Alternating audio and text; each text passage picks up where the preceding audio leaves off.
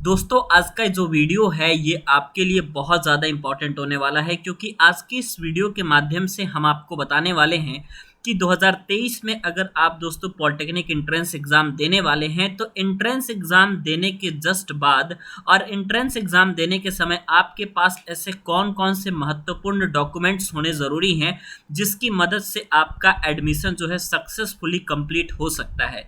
क्योंकि दोस्तों मैं आपको बताऊं कि अगर आपके पास कोई सिंगल एक डॉक्यूमेंट नहीं होता है तो भी दोस्तों आपका सरकारी कॉलेज में एडमिशन नहीं हो पाता। दोस्तों जो गवर्नमेंट आपके कॉलेज होते हैं तो उन्होंने क्या क्राइटेरिया सेट किया हुआ है इसके बारे में मैं बताऊंगा आपको। और सबसे पहली बात आप ये जान लीजिए कि गवर्नमेंट कॉलेज में अगर आपको एडमिशन लेना है तो एक सिंपल एक छोटा सा डॉक्यूमेंट, जैसे कि आप मान लीजिए कि आपके किसी स्टूडेंट के पास अगर मान लीजिए अहम टाइम पे अगर आपके पास पासपोर्ट साइज फोटो भी नहीं होता है ना, तो वहीं पे ये लोग नामांकन रद्द कर देते हैं। तो भाई आपको कौन कौन सी चीज़ों को ध्यान में रख करके चलना है और कौन कौन से ऐसे डॉक्यूमेंट्स हैं जिन डॉक्यूमेंट्स को आपको बनवाना है और उसके बाद जो है आप बेहतरीन तरीके से अपने एडमिशन में पार्टिसिपेट कर सकते हैं। सबसे पहली बात तो मैं आपको बता दूं, सबसे ज़्यादा जो प्रॉब्लम निकल के आती है वो स्टूडेंट्स की आधार कार्ड से निकल के आती है। ठीक है, कई सारे स्टूडेंट्स के आधार कार्ड में नाम में कुछ गड़बड़ी होती है या फिर आधार कार्ड में ऐसा होता है दोस्तों कि आपका 10th का पिताजी का नाम, माताजी का नाम, आपका नाम या फिर फोटो वगैरह कोई भी इशू है तो आधार कार्ड अपडेट करा लीजिए। ठीक है, आधार कार्ड में तुरंत सुधार करवा लीजिए। और ये जो 3 चीज़ें हैं, सबसे पहला है आय आप लोगों का, दूसरा है आप लोगों का जाति और तीसरा है दोस्तों आप लोगों का निवास। ये आय जाति जो निवास है आप लोगों का, ये आपका 3 साल से पुराना नहीं होना चाहिए। ठीक है, 3 साल पुराना है या फिर 3 साल से आप लोगों का मान लीजिए ज़्यादा पुराना है तो आपको इनको फिर से जो है आपको रिन्यूअल करवाना पड़ेगा। ठीक है, क्योंकि पुराने डॉक्यूमेंट्स आपके मान्य नहीं होंगे। इसके अलावा आपके पास दोस्तों एक बैंक अकाउंट होना ज़रूरी है। अगर आपके पास दोस्तों बैंक अकाउंट नहीं है तो कोई समस्या की दोस्तों बात नहीं है। कॉलेज की तरफ से एक आईडी मिलती है आपको और उस आईडी के द्वारा आप अपना बैंक अकाउंट खुलवा सकते हैं। बैंक अकाउंट होना दोस्तों ज़रूरी इसलिए है क्योंकि छात्रवृत्ति वगैरह से जो आप लोगों की रिलेटेड राशि होती है डायरेक्टली आपके बैंक अकाउंट में भेजी जाती है। ठीक है, किसी थर्ड पर्सन के बैंक अकाउंट में कोई भी छात्रवृत्ति की राशि नहीं भेजी जाएगी। ऐसा नहीं है कि आपके पिताजी का बैंक अकाउंट है, माताजी का बैंक अकाउंट है तो उससे आपका काम चल जाएगा। कतई दोस्तों आपका काम नहीं चलने वाला है। तो इसलिए आप इतना हमेशा याद रखिएगा कि बैंक अकाउंट आपका प्रॉपर होना चाहिए। बैंक अकाउंट अगर आपका नहीं है तो फिर आपका बहुत प्रॉब्लम आपको देखने को मिलेगी। ठीक है, तो बैंक अकाउंट तो आप लोग का कॉलेज की आईडी से आपका खुल जाएगा। आय जाति निवास हो गया, आधार कार्ड हो गया।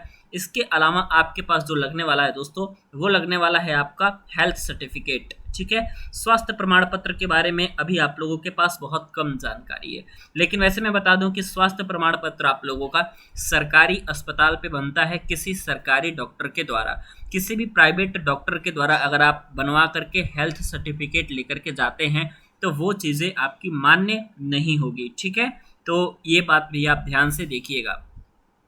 तो ये हेल्थ सर्टिफिकेट हो गया दोस्तों। इसके अलावा आपके पास जो फीस है दोस्तों उसका रिसिप्ट लगता है। ठीक है, आपने जो भी फीस पेमेंट की होगी, चाहे वो आप रजिस्ट्रेशन के समय 250 की फ़ीस पेमेंट करें या फिर आप कितने रुपए की भी आप फीस पेमेंट 10,750 की फ़ीस पेमेंट करें या फिर आप लोग हॉस्टल के 4,000 या 3,000 2,000 जो भी आप लोग को लगता है वो पेमेंट करें, सबकी रिसिप्ट आपकी लगेगी।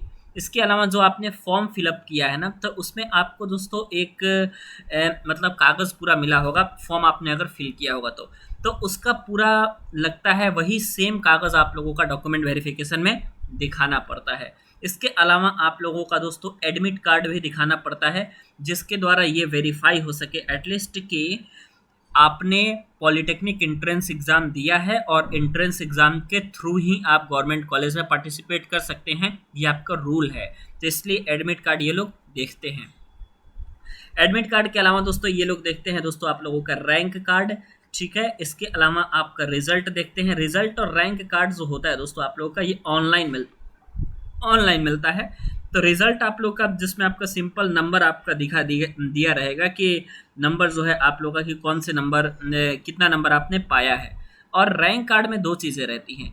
एक चीज़ रहता है दोस्तों आप लोगों का ओपन रैंक कि ओपन रैंक आपका कितना है। दूसरा रहता है दोस्तों आप लोगों का कैटेगरी रैंक। ठीक है, उसी हिसाब से आपको कॉलेज अलॉट होता है। तीसरी जो सबसे इंपॉर्टेंट चीज़ है वो क्या मिलती है आपको, तो आपको ये दिखाना पड़ता है कि काउंसलिंग के उपरांत जो आपको कॉलेज अलॉट हुआ है, ठीक है, उसका पूरा डिटेल आप लोगों को निकालना पड़ता है। जब आप काउंसलिंग कराएंगे हमसे या फिर कहीं से, दुकान से, किसी से भी, तो आपको एक बात ध्यान देना है कि इस डिटेल्स को आपको लेना है और वही चीज़ें जा कर के आपको दिखानी है। अगर इतना आपने कर लिया तो इसका मतलब ये है कि आप जो है पॉलिटेक्निक के एंट्रेंस एग्ज़ाम क्वालिफाई करने के बाद आपके पास जो है पूरा फुल डाटा रहेगा। उसके बाद आपके पास अगर इतना डॉक्यूमेंट है, इसके अलावा आपके पास पासपोर्ट साइज़ फ़ोटो रहना चाहिए, ठीक है, पासपोर्ट साइज़ फ़ोटो रहना चाहिए। आपका हाई स्कूल जो होता है, आप लोगों ने पास किया है तो हाई स्कूल का आपको आपके पास मार्कशीट होना ज़रूरी है, ठीक है, हाई स्कूल का मार्कशीट होना ज़रूरी है। इंटर अगर आपने पास किया है तो इंटर का आपके पास मार्कशीट होना ज़रूरी है, ठीक है। इसके अलावा आपके पास पूरा रिज़ल्ट होना ज़रूरी है, पूरा रिज़ल्ट वगैरह। टीसी आपके पास अगर है तो बहुत अच्छी बात है, टीसी तो आपका लगेगा ही लगेगा। इस टीसी के अलावा आपके पास, टीसी के अलावा आपके पास क्या लगेगा, तो टीसी तो आपका लगेगा ही, लेकिन टीसी के अलावा आप लोगों का माइग्रेशन भी लगेगा, ठीक है।